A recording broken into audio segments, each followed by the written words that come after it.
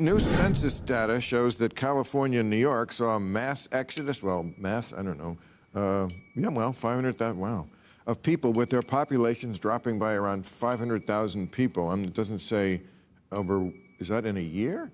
Maybe it is, or the last couple of years. Can anything bring cost of living down in desirable places? Texas, heard our discussion. Florida, Tennessee, no state income tax. Right. Nice weather, and something else. Well, something else about those states. Is this a referendum on the way we govern here in California and New York? I mean, obviously, looks like a blue state, red state thing. I mean, a lot of it is big offices in big cities. Like, I live in Brooklyn. A lot of those big Manhattan towers haven't filled back up with people, but also that was an urban plan built a long time ago, and maybe it's evolving.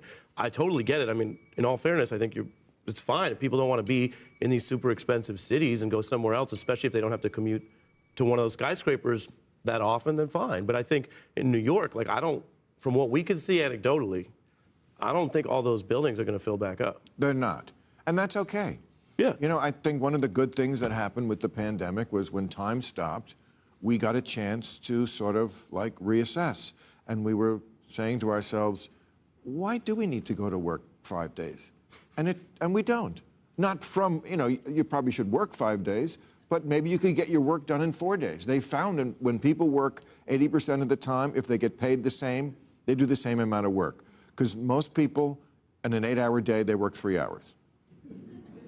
So why not? And, save all that commuter time. We come to the office once a week now. Well, obviously today to do the show. But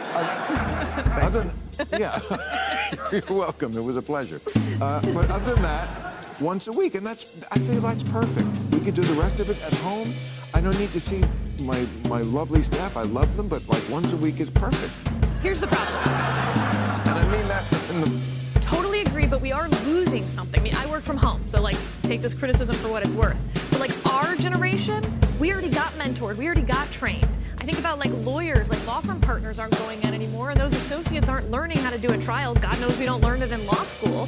So we don't quite know what's going to be lost when we have an entire generation who doesn't have anyone actually telling them how to do their jobs because we're all home in our PJs. Yeah, I think both things are true.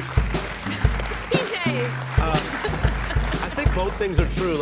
I remember the very beginning of COVID with the lockdowns, people were like, what the hell? I can't stay home. I need to go out. And then by the end of COVID, everyone was like, what the hell? I can't go out to work. I need to stay home. And you're sort of this is human nature. But